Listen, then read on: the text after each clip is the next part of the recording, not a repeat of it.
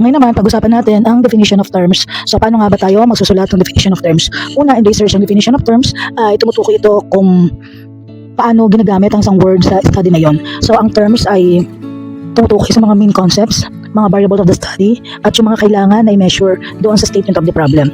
So, saan ba ang gagaling yung mga ilalagay doon sa definition of terms? So, tandaan, yung mga words na nakasulat sa inyong research title, kasama yun, ilagay nyo na siya doon sa words nyo to define. What else? The variables na nandoon sa inyong study. Ano yung independent? Ano yung dependent?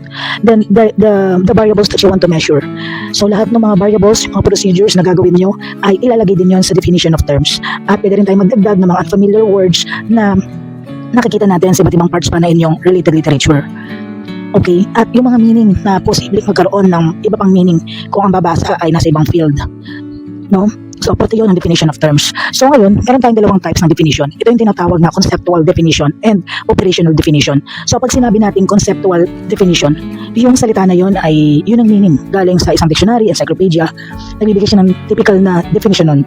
Pero pag sinabi naman natin operational definition, paano ginagamit yung word na yon sa iyong study. So, ang pagsusulat ng definition of terms kadalasan ay alphabetical.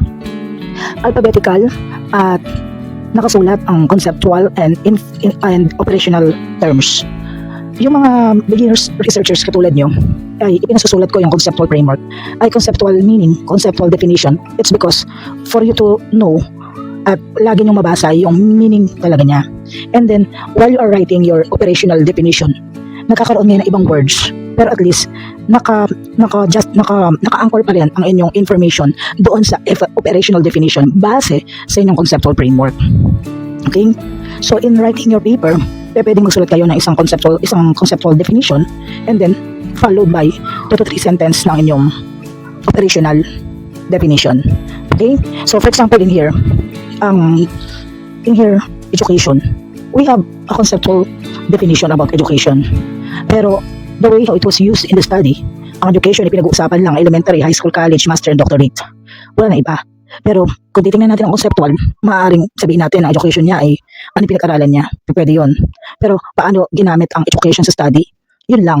Elementary, high school, college, master, and doctorate. Income.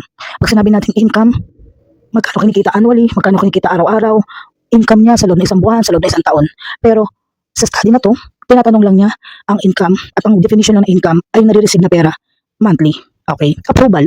So we have a lot of definition about approval. Pero sa study na to, pinag-uusapan lang yung degree of approval by scale of low, medium, and high.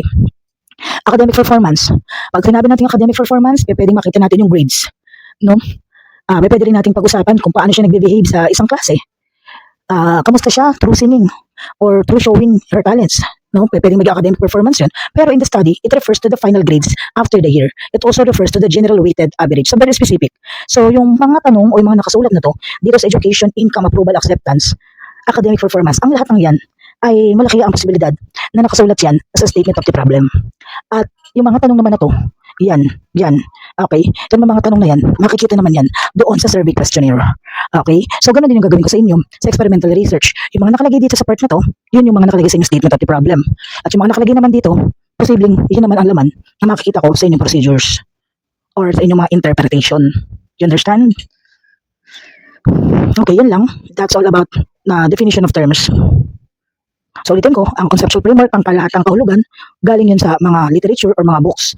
Ang operational definition naman, ito naman yung mga exactong words or exactong way on how you will use that words in your study. Okay, that's all.